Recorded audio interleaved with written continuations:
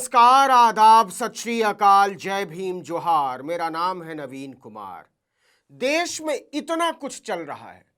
मस्जिदों पर रामनामी झंडे लगाए जा रहे हैं, दरगाहों को निशाना बनाया जा रहा है, मुसलमानों को खदेड़ा जा रहा है।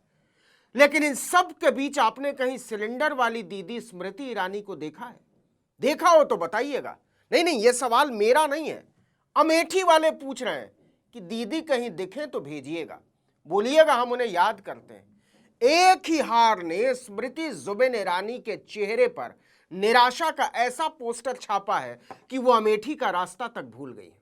और ऐसा भी नहीं है कि केवल कांग्रेस वाले खोज रहे हैं, बीजेपी वाले भी खोज रहे हैं, उनके समर्थक खोज रहे हैं, उनके चुनाव प्रबंधक खोज रहे हैं कि परदेसी मैडम कभी तो दर्शन दे जाओ, हमारे ही दम पर इतने साल तक राज भोगा, ऐसी भी क्या नाराजगी। लेकिन ना, स्मृति ईरानी ने बड़े जोशो खरोश के साथ अमेठी के गौरीगंज के मेदन मवई गांव में एक आलीशान कोठी बनवाई थी।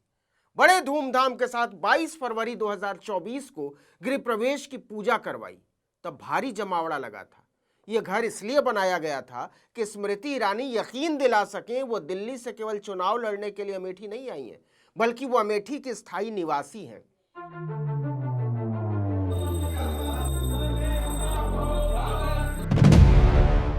घर बनवाकर स्मृति ईरानी ने कहा था अब अमेठी से उनका अटूट रिश्ता बन गया है, वो अमेठी की बेटी बन गई है। उन्होंने अपनी ब्रांडिंग भी अमेठी की दीदी के तौर पर शुरू की। इसी आधार पर स्मृति ईरानी ने राहुल गांधी को अमेठी से चुनाव मैदान में उतरने के लिए बार बार ललकारा। लेकिन कांग्रेस ने वहां से सोनिया गांधी के सहायक रहे किशोरी लाल को उतारकर स्मृति ईरानी का सारा गणित बिगाड़ दिया। स्मृति ईरानी को लग रहा था कि अगर उन्होंने फिर से राहुल गांधी को हरा दिया तो जायंट किलर कहलाएंगी और अगर हार गई तो शहीद कहलाएंगी। लेकिन किशोरी लाल के कांग्रेस की तरफ से उतरने से स्मृति ईरानी की ख्वाहिशों को पलीता लग गया।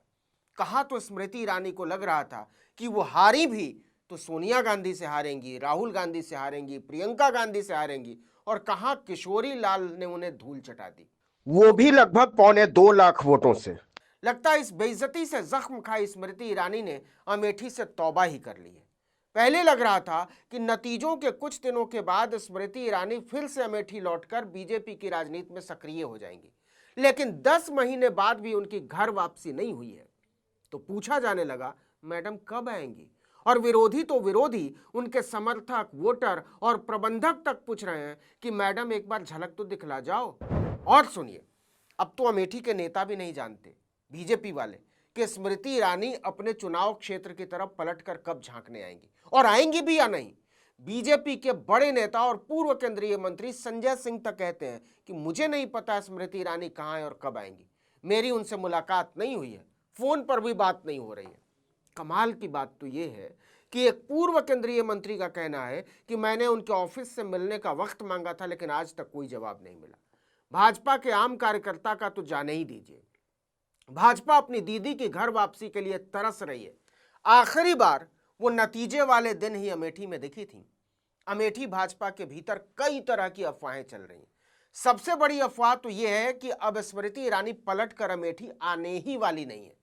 वो अमेठी की जगह कोई दूसरी सुरक्षित सीट खोज रही हैं। लेकिन इसका फैसला भाजपा के नए अध्यक्ष ही कर सकते हैं, और नए अध्यक्ष का फैसला राम जाने। दूसरी अफवाह यह है कि वो अपना गौरीगंज वाला घर बेचने वाली है। राम जाने सच क्या है, लेकिन उनका साथ देने वाले ठगा हुआ महसूस कर रहे हैं। उन्हें अफसोस होता है कि राहुल गांधी का साथ छोड़कर उन्होंने स्मृति ईरानी का साथ क्यों दिया।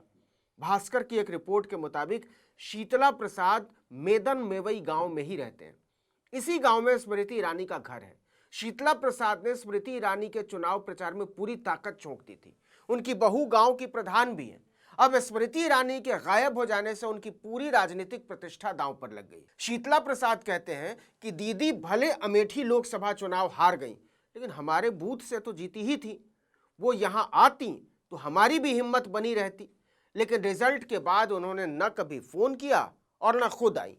अब आसपास के लोग जिन्होंने हमारे कहने पर स्मृति ईरानी को वोट किया था, वो हमसे पूछते हैं दीदी कब आएंगी। हमारी समझ में नहीं आता उन्हें क्या जवाब दें। हमारे पास उनसे संपर्क करने का कोई तरीका नहीं है। अब उनके सारे समर्थकों को तो दिल्ली लेकर जाया नहीं जा सकता। अगर वो चाहती हैं कि जुड़ाव बना रहे तो उन्हीं को अमेठी आना होगा। हर पार्टी स्थानीय स्तर पर अपनी हार की समीक्षा करती है। प्रत्याशी अपने नेताओं और कार्यकर्ताओं के साथ मिलकर कमियों का पता लगाते हैं, क्यों हारे। लेकिन अमेठी में हार की समीक्षा के लिए जो बैठक बुलाई गई, उसमें भी स्मृति ईरानी नहीं पहुंची। स्थानीय बीजेपी नेताओं का कहना है कि मैडम केवल अपनी कोर टीम से मिलती हैं, वो भी दिल्ली में। ये टीम अमेठी के बारे में उन्हें जो बताती है वो वही सुनती है।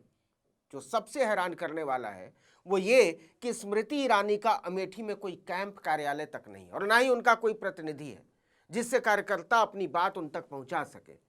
एक किस्सा बड़ा दिलचस्प है, सुनिएगा।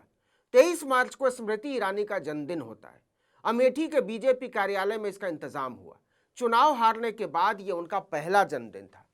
कार्यकर्ता इंतजार कर रहे थे, गौर कीजिए, बीजेपी कार्यकर्ता, कि मैडम कम से कम अपने जन्मदिन पर तो कार्यकर्ताओं के बीच होंगी, लेकिन वो नहीं पहुंची। पूछा गया स्मृति ईरानी क्यों नहीं आई अपना बर्थडे मनाने, तो कार्यकर्ताओं ने तंज कसते हुए कहा वो तो राष्ट्रीय नेता है, अमेठी कहाँ आएंगी, उन्हें बड़े बड़े लोगों से मुलाकात करनी होगी। कांग्रेस के नेता स्मृति ईरानी की अदृश्यता पर चुटकी लेते हुए कहते हैं, घर बना लेने से कुछ नहीं होता, रिश्ता बनाना पड़ता है। यह जीत हार से तय नहीं होना चाहिए, लेकिन एक बार वो जैसे ही हारी, रिश्ता तोड़ लिया। दिल्ली से आई थी, वहीं चली गई। इसी तरह आम आदमी पार्टी की तरफ से लड़ने वाले कविराज कुमार विश्वास ने भी 2014 में कहा था कि अमेठी मेरा घर है। ऐसे घर वालों को यहाँ की जनता नकार चुकी है, वो पलटकर कभी नहीं आते। कुछ लोग तो ये भी कहते हैं कि स्मृति अपना बोरिया बिस्तर गौरीगंज वाले घर से लेकर जा चुकी हैं, खाली घर बचा हुआ है, वो भी जल्दी ही बेचकर भागेंगी। इस घर में फिलहाल केवल एक घरेलू सहायक रहते हैं, उनका नाम है ध्रुवराज। ध्रुवराज कहते हैं कि हमें लगा था मैडम जब महाकुंभ में नहाने आएंगी तब यहाँ भी आएंगी, लेकिन नहीं आई। दीदी को अच्छा लगे इसलिए फूलों वाले पौधे पहले से लगा दिए थे, खूब फूल खिले हैं। लेकिन ध्रुवराज नहीं जानते कि जब राजनीति में लोकप्रियता की जमीन खिसकती है तो बादशाहतों के फूल मुरझाते देर नहीं लगा करती। अमेठी की जनता पूछ रही है, स्मृति जुबिन ईरानी मैडम आपकी घर वापसी कब होगी। इस वीडियो में इतना ही, लेकिन अगर आपने आर्टिकल 19 इंडिया को अब तक सब्सक्राइब नहीं किया है तो फौरन कर दीजिए। बेल आइकॉन दबाइए, घंटी जैसी आकृति, लाइक कीजिए और कमेंट करके बताइए हमारा वीडियो आपको कैसा लगा। हमारा ट्विटर हैंडल है article19_India और मेरा ट्विटर हैंडल है नवीन जर्नलिस्ट। नमस्कार।